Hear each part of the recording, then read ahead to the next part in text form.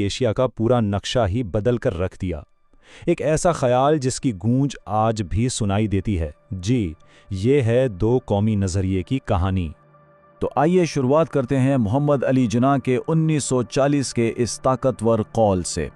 یہ الفاظ اس بنیادی نظریاتی کشمکش کو ظاہر کرتے ہیں جس نے تاریخ کا دھارا ہی موڑ دیا۔ تو یہ دو قومی نظریہ آخر ہے کیا؟ بالکل سیدھے سادے الفاظ میں یہ وہ نظریہ ہے جو کہتا ہے کہ برطانوی ہندوستان میں ہندو اور مسلمان یہ دو الگ قومیں ہیں اور اس لیے ہر ایک کو اپنے الگ وطن کی ضرورت ہے۔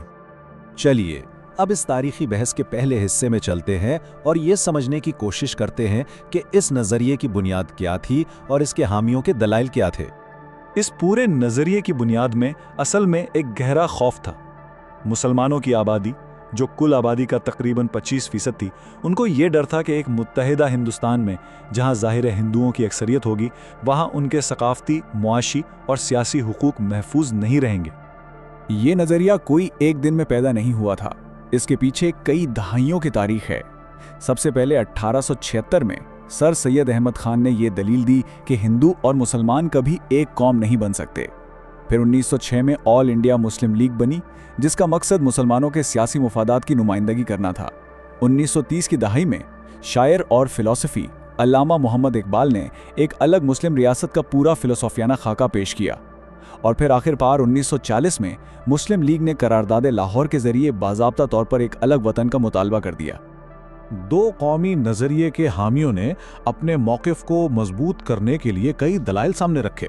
ان کا کہنا تھا کہ بھئی دونوں قوموں کے مذہبی فلسفے الگ ہیں، سماجی رسم و رواج، تاریخی ہیروز، یہاں تک کہ فن اور ادب بھی ایک دوسرے سے بالکل مختلف ہیں، اور وہی بنیادی ڈر کہ وہ ہمیشہ کے لیے ایک سیاسی اقلیت بن کر رہ جائیں گے۔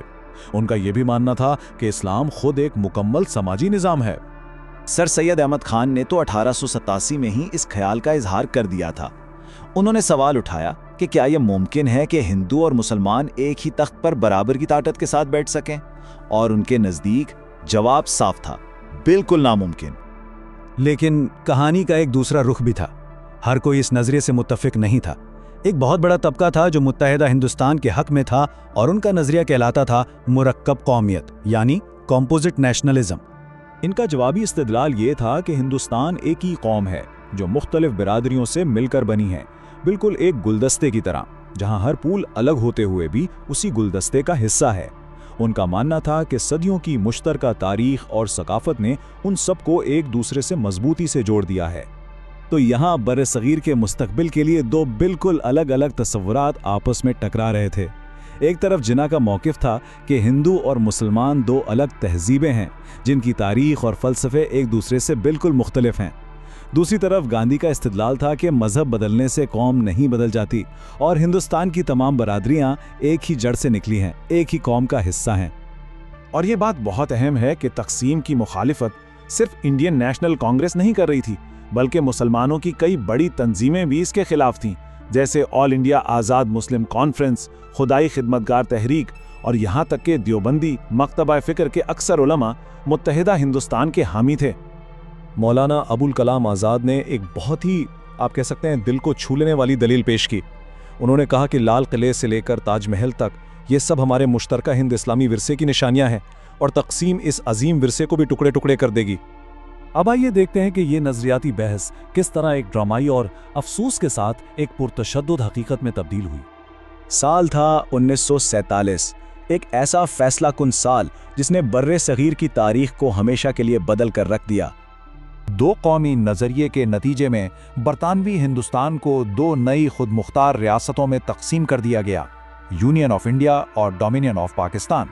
ڈومینین کا مطلب یہ تھا کہ یہ ممالک شروع میں برطانوی دولت مشترکہ کا حصہ رہیں گے، لیکن اپنے تمام اندرونی اور بیرونی معاملات میں مکمل طور پر آزاد ہوں گے۔ لیکن یہ صرف نقشے پر لکیریں کھینچنا نہیں تھا، اس تقسیم نے انسانی تاریخ کی سب سے بڑی اور سب سے خون ریز ہجرت کو جنم دیا۔ سوچئے ذرا، تقریباً 1.5 کروڑ لوگ اپنے گھروں سے بے گھر ہوئے، اور فسادات میں 10 لاکھ سے بھی زیادہ جانیں چلی گئیں۔ ایک سیاسی نظریہ ایک ناقابل تصور انسانی المیے میں بدل گیا۔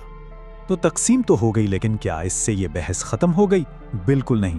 آئیے دیکھتے ہیں کہ 1947 کے بعد اس نظریے کو کس طرح چیلنج کیا گیا اور اس کی نئی تشریحات کیسے سامنے آئیں۔ لیکن اصل سوال تو یہ تھا کہ کیا تقسیم نے قومیت کا سوال واقعی حل کر دیا تھا؟